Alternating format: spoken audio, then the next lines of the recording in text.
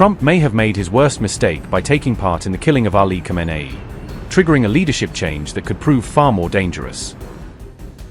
US intelligence has revealed an assessment that could shake both America and Israel. Iran's new supreme leader, Mojtaba Khamenei, is seen as more willing than his father to pursue nuclear weapons, according to American intelligence agencies. A huge revelation about Mojtaba's nuclear ambitions lands just as the US military looks increasingly desperate, deploying munitions many fear belong to a World War III scenario. Mojtaba Khamenei is reportedly far more willing than his father to pursue a nuclear weapon, strengthening hardliners inside the regime. The assessment comes from US intelligence agencies and was highlighted in a New York Times report on Iran's post-Khamenei leadership. This marks a major shift in Washington's view of Iran's leadership following Ali Khamenei's death.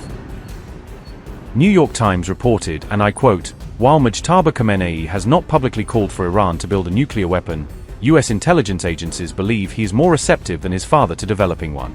Ali Khamenei had publicly maintained that nuclear weapons were forbidden under his religious fatwa. US officials cautioned that much of the intelligence predates the war and that Mojtaba Khamenei, who was reportedly injured during the conflict, has kept a low profile since taking power. Officials also said Iran has not resumed nuclear enrichment despite moving some equipment to the heavily fortified underground facility known as Pickaxe Mountain. Unquote.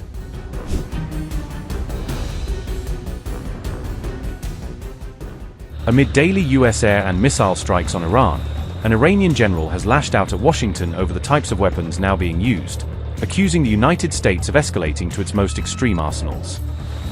The Iranian military spokesman claimed that the US has deployed weapons it had effectively stockpiled for hypothetical World War III, pointing to the combat debut of next-generation precision strike missiles and new combat drones as proof that Washington is dipping into its most advanced warfighting tools.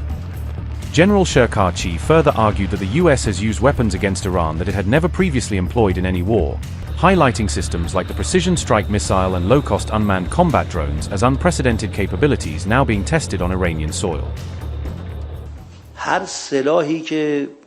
Every weapon that had been tested in the world but never deployed in any war has been used against the Islamic Republic.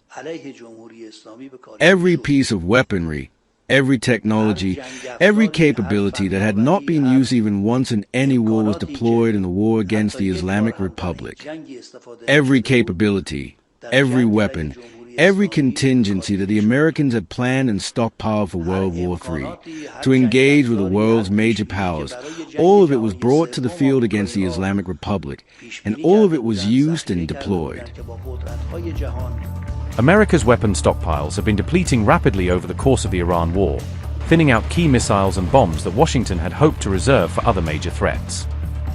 Thousands of US munitions have been burned through, including long-range missiles, as the Pentagon sustains an almost nightly tempo of strikes against Iranian targets and air defenses. The Iranian general's remarks about World War III weapons came just a day before the US completed its 13th consecutive night of strikes, underscoring how relentless the campaign has become. The war is spreading to a second major shipping choke point as Houthi forces struck Saudi oil tankers in the Red Sea, opening a fresh front that threatens global trade routes. The Houthis' attack came after they imposed a blockade on Saudi ships in the Bab al-Mandeb Strait, signaling their intent to choke off access to key Red Sea lanes. The nearby Strait of Hormuz has been under constant strain since February 28, when the war began, with military tensions and naval standoffs becoming a near-daily feature. Commercial shipping through Hormuz has reopened and closed a handful of times, rising and falling with ceasefire talks, temporary understandings, and then their repeated failure. Strait of Hormuz disruption has led to global turmoil in oil and energy prices, driving up costs for consumers and fueling fears of a prolonged shock to the world economy. In response to the Houthi strike, Trump promised major military punishment for Iran and its allied Houthis, vowing that they would pay a very heavy price for attacking Saudi tankers. The US president said, and I quote, "A year ago the United States of America attacked, very powerfully, the Houthis, for their interference with commerce and trade, by shooting at ships. Since that time, and during our conflict with Iran, they have acted very responsibly. Unfortunately, now they are starting up again, shooting at 2 Saudi Arabian ships last night. Please let this truth serve to represent that if they do this again, the US will hold Iran responsible, in that the Houthis are a surrogate and or proxy of Iran, and major military punishment will be inflicted upon Iran and, of course, the Houthis themselves, who I am very disappointed with in that they have, until now, acted very professionally and smart. Thank you for your attention to this matter." Unquote.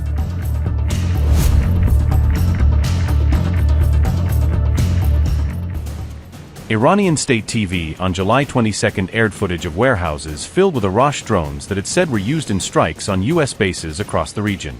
State television described the Arash drone as the Iranian army's steady workhorse, and claimed it had become a key weapon in attacks on U.S. military targets. Iranian media claimed Arash kamikaze drones have been repeatedly used in recent operations targeting U.S. military facilities across the Middle East.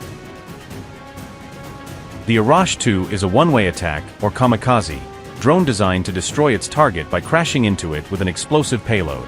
Iran says the drone is built for long-range precision strike missions and can also be used to suppress enemy air defense systems.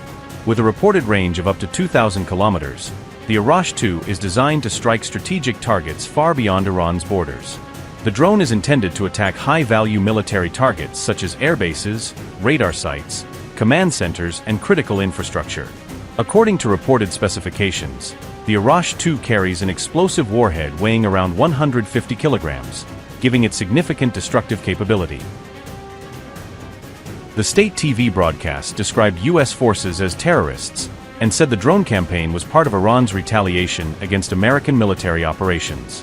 Iran has long promoted the Arash as a long-range kamikaze drone, designed for strategic missions and intended to strike targets at considerable distances.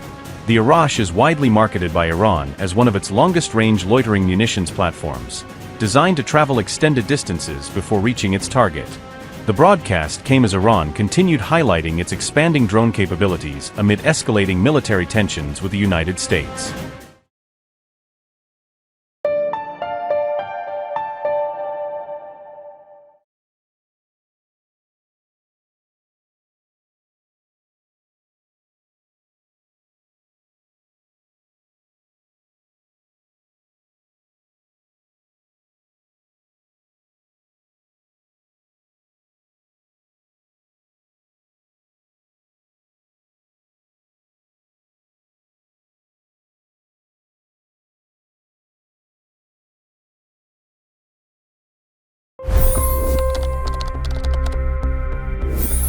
$25 crore गरीब गरीबी को परास्त करके बाहर निकले। For the good of our nation, let's work together and let's truly make America great again. The fastest news breaks. Requested PM saying that look, you'll have to speak to Putin and to Zelensky. The biggest newsmakers. The relationship with India is probably the most important bilateral relationship the U.S. will have for the rest of this century. The capital delivered quite an election result today. Expert analysis. The million-dollar question today is how to stop this dance of death. Ground reports. I'm standing at the crossroad of the Kumbh Mela. Behind me are more than 100 entry ghats. Long-form interviews. Exclusionary politics is reflected in Manipur case as well. You don't bother because this is a small state. Have you ever wondered what happens when a banking dynasty meets tides of world history, intrigue, and a dash of myth? Why exactly did the US topple the Sheikh Hasina government? HD videos. We don't just break news, we break it down.